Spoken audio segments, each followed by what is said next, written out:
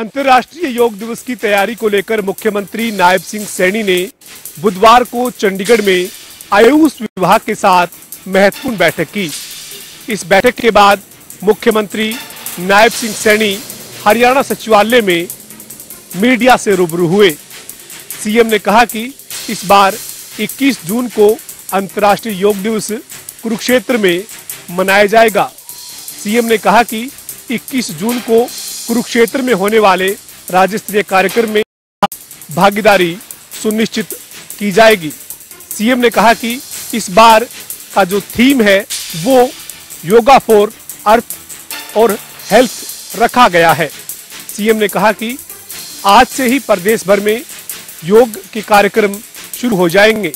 CM ने कहा कि प्रदेश के सभी जिलों और ब्लॉक में 21 जून तक कार्यक्रम योगा से संबंधित आयोजित किए जाएंगे।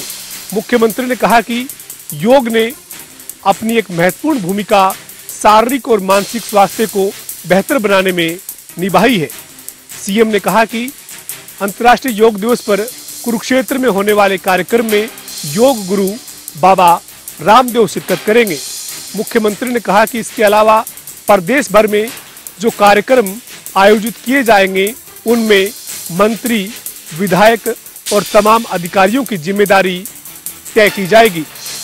इसके साथ ही मुख्यमंत्री ने यह भी साफ तौर पर कहा है कि आज स्वास्थ्य विभाग की बैठक हुई है, लेकिन कोविड को लेकर लोगों को पैनिक होने की जरूरत नहीं है। इससे पहले मुख्यमंत्री ने स्थानीय निकाय विभाग के साथ बैठक की और इसके बाद मुख्यमंत्री ने स्वास्थ्य विभाग की भी समीक्षा बैठक की थी। फरीदाबाद के बल्लभगढ़ से चौंका देने वाला मामला सामने आया है, जहां पर जालसाजों ने फास्ट फूड की दुकानों के जो है वो ऊपर जो क्यूआर कोड लगे रहते हैं उनके ऊपर अपने नकली क्यूआर कोड जो है वो चिपकाने का काम किया है। लगभग 25 से 30 ऐसी दुकानों को निशाना बनाया गया है, जहां पर फास्ट फूड के जो दुकान है, यानी कि जिन दुकानों के बाहर क्यूआर कोड लगे हुए थे फोन पे के या पेटीएम के, उनके ऊपर जो है वो उन्होंने निशाना बनाया है। और फिलहाल जो है वो इस पूरे मामले के बाद जो है वो अब दुकानदारों में गुस्से का माहौल है और इसको लेकर उन्होंने पुलिस को भी शिकायत दी है। पुलिस इस पूरे मामले पर जो है वो जांच करने की बात कह रही है। दरअसल आपको बता दें, क्यूआर कोड जो है वो लगाने का पर्पज आखिर क्या था, आपको बता, जैसे ही सामान दुकान से खरीदेगा कोई भी ग्राहक, तो उसके बाद वो पेमेंट जो है वो फोन पे के माध्यम से करेगा और जैसे ही फोन पे के माध्यम से पेमेंट करेगा तो पेमेंट दुकानदार की वजह उस जो है वो क्यूआर कोड लगाने वाले के खाते में जाएगी। बस इसी बात को लेकर जो है वो फिलहाल पुलिस पूरे मामले की जांच में जुटी है और जल्द ही जो जालसाजों का जो है वो खुलासा करने का दावा किया जा रहा है। फरीदाबाद से जनता टीवी के लिए मुकेश राजपूत।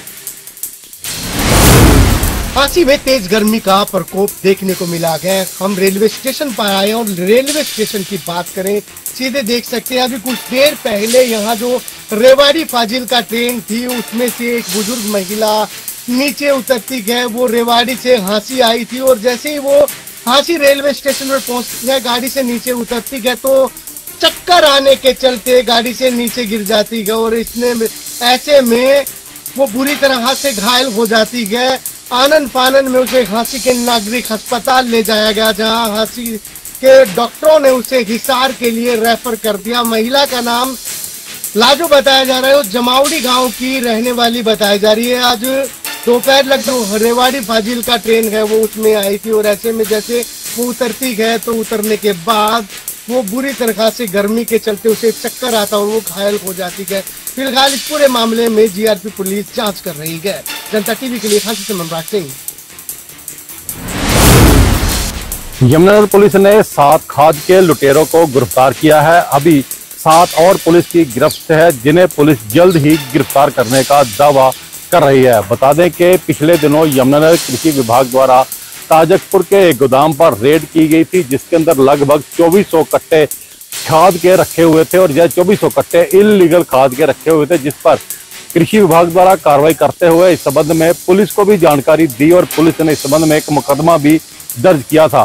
पुलिस को इतने सारे कट्टे ले जाना बहुत ही मुश्किल था, जिस पर पुलिस ने उस गोदाम को वहीं सील कर दिया और 2400 के करीब कट्टे जो है गोदाम में पड़े रहे और वहीं पर एक गार्ड लगा दी, कर्मचारियों की ड्यूटी लगा दी ताकि खाद के जो कट्टे हैं उनको कोई हेर फेर ना कर सके। इसी दौरान लगभग 14 से 15 लोग जो हैं एक ग्रोह बनाकर आते हैं और जो पुलिस कर्मचारी वहां तैनात होते हैं उनसे मारपीट करते हैं और खाद के कट्टों की लूटपाट शुरू कर देते हैं।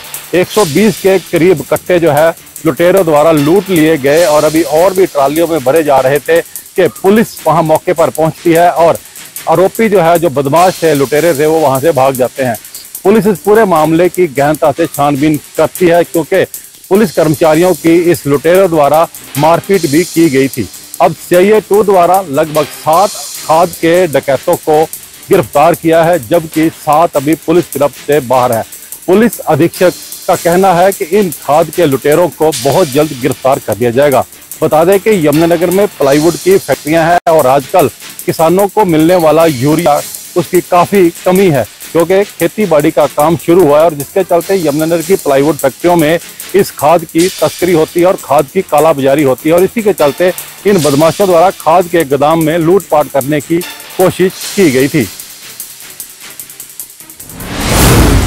लगातार हादसों के बावजूद भी जिम्मेदारों की निद्रा नहीं टूट रही। रेवाड़ी डिपो की किलोमीटर स्कीम पर चलने वाली एक बस जयपुर से दिल्ली जा रही थी। जैसे ही वह पावटा के नजदीक पहुंची तो ओवरटेक करते समय एक ट्रोला से टकरा गई।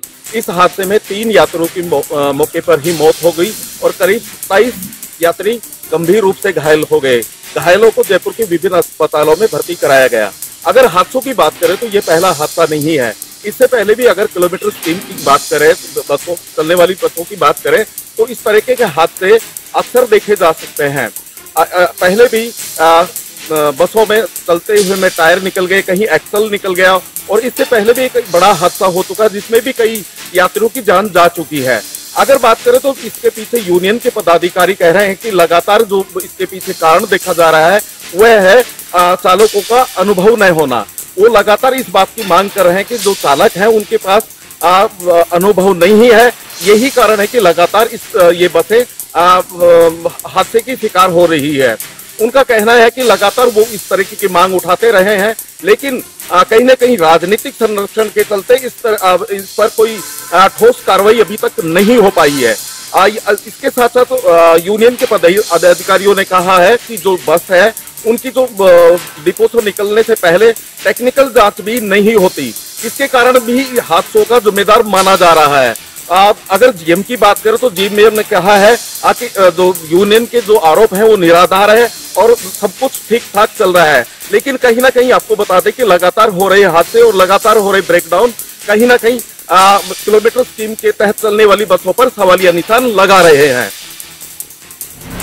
जीटी रोड पर स्थित यूको बैंक में चोरों ने सेंध लगाकर चोरी करने का असफल प्रयास किया। मामला पुलिस के संज्ञान में पहुंच चुका है। सूचना मिलते ही पुलिस मौके पर पहुंच गई और जांच आरंभ कर दी है। थाना प्रभारी दीपक कुमार के अनुसार जीटी रोड पर स्थित यूको बैंक में गत रात्रि चोरों ने पैड़ियों के रास्ते से दीवार को फांदा और अंदर जाकर कंप्यूटर इत्यादि से छेड़छाड़ की। वहां एक कुर्सी पर उन्हें एक फाली नुमा हथियार भी बरामद हुआ है। मामले की जांच की जा रही है। बताया जा रहा है कि यूको बैंक के मैनेजर ने 10 बजे सुबह जिस समय बैंक में आया तो उन्होंने इस मामले की सूचना पुलिस को दी। सूचना मिलते ही पुलिस मौके पर पहुंच गई। हालांकि अभी तक स्ट्रांग रूम के पास पहुंचने या नकदी चोरी होने की कोई सूचना सामने नहीं आ रही है, लेकिन पुलिस मामले की तहकीकात में जुटी हुई है। बरौंडा से जनता टीवी के लिए सुशील कौशिक। पानीपत के गांव पट्टी कलियाना में घर से घूमने के लिए निकले 27 वर्षीय युवक की हुई मौत। परिजनों ने जानकारी देते हुए बताया कि 27 वर्षीय रिंकू घर से घूमने के लिए कहकर निकला था, जिसके बाद वह घर नहीं लौटा। परिजनों ने उसकी तलाश की लेकिन वह नहीं मिला। वहीं ग्रामीणों ने उनके घर पर सूचना दी कि एक अज्ञात युवक का शव मिला है, जिस पर वह मौके पर पहुंचे तो उनके पैरों की तले की जमीन निकल गई। वह लाश रिंकू की थी, जिसके बाद रिंकू के शव को पानीपत के सिविल अस्पताल में पोस्टमार्टम के लिए लाया गया, जहां पर पोस्टमार्टम के बाद शव परिजनों को सौंप दिया गया। वहीं पुलिस द्वारा मामला दर्ज करके गहनता से जांच की जा रही है। पानीपत से जनता टीवी के लिए अनिल सैनी की रिपोर्ट।